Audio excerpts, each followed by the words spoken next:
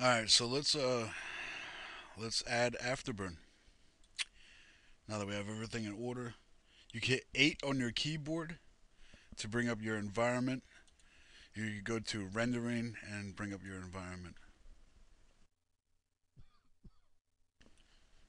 Hmm. Sorry, it popped up on my right screen again. You just want to add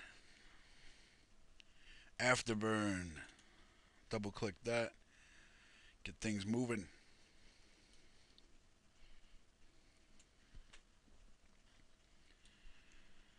All right, again, I just want to lower the um, the number to 2, so we can just get the effect down first. We don't need the epicness to be so huge the first time through. Just get the things to look right first. So I click on the little plus hand here, and I can hit H on my keyboard, and why didn't that work? Uh,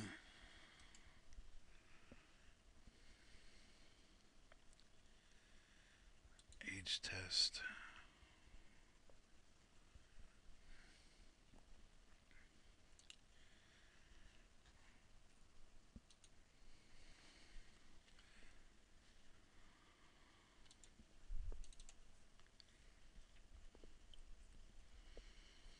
Hmm. Always something.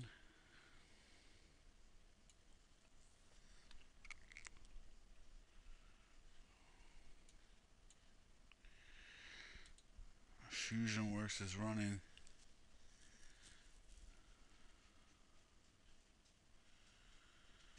Maybe because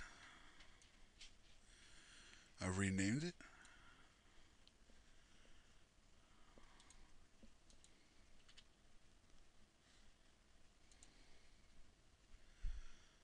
Boy, is this baffling. Event 02.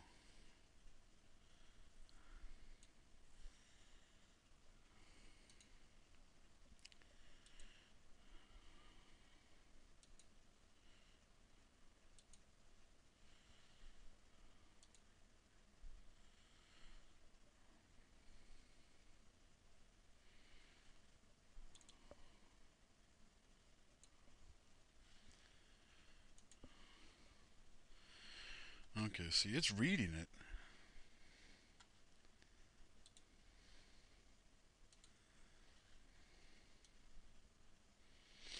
It's not previewing it, though.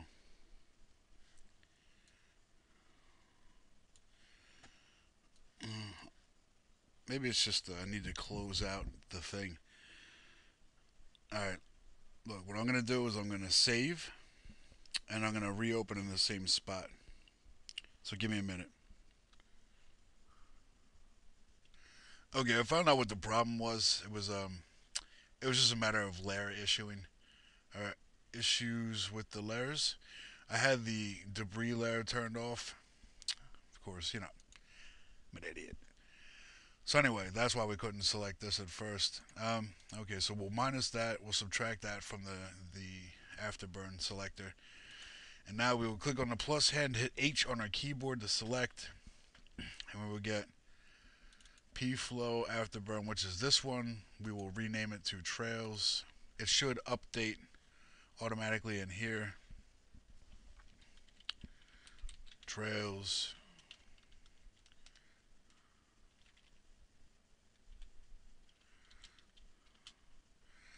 It does. We're successful. We have this now. So now we can go in and start tweaking this. I will leave it at white. No, I won't. Oh, I'll right click it and I'll go to keyless mode. And I'll make it about a mid gray. And we'll change the sphere radius. Right click in here, enable. Right click in here, enable. 3 is a good start. Noise size. We'll start it with the sphere radius. Enable that. 10. You want it to start at about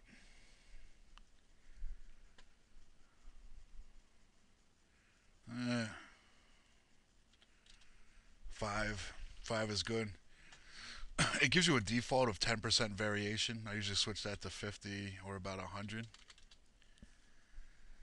And we can then lower that to 3. We'll leave it at 5.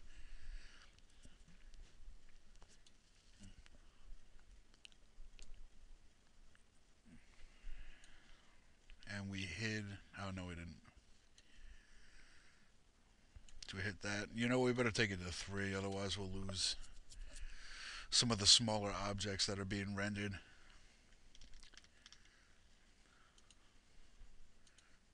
Save. That looks really crappy. Uh, we'll lower the density to 1, 2. High value, 0. Completely transparent. Noise size, 3 to 10, because that's the sphere radius we have set right now.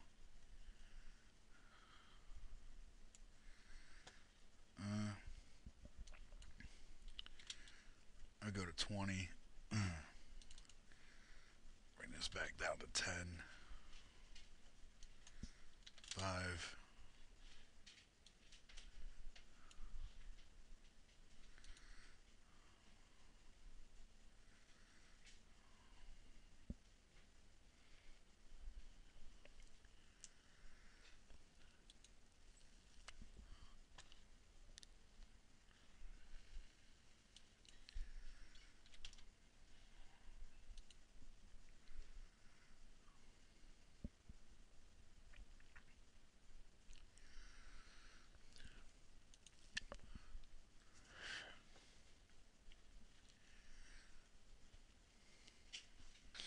Alright, so we're going to.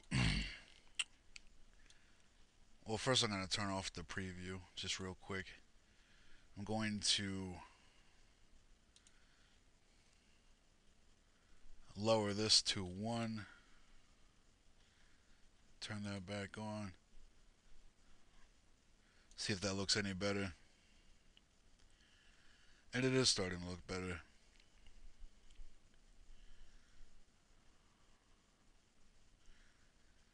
Maybe we'll lower the density.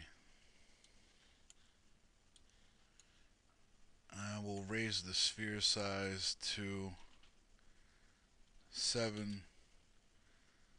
We'll raise the overall to 30. Density will start at 1. We have to change the noise size now that we've changed the sphere size. 30. And we will re-render. So now we're starting to get a smoother look, which is what we want. Every time I cover Afterburn, I always try to point out that the softer the smoke, the longer it's going to render, especially if you add a light, which we are going to do. As soon as it starts self-illuminating and self-shadow casting with volumetric rendering, that could mean big trouble. Well, not big trouble, but big rendering time for sure. So I'm going to turn up the curve on how fast it dissipates. I want it to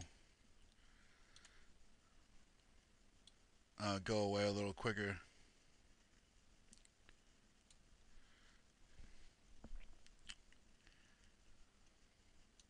Also, I'm going to change the dimensions of my render.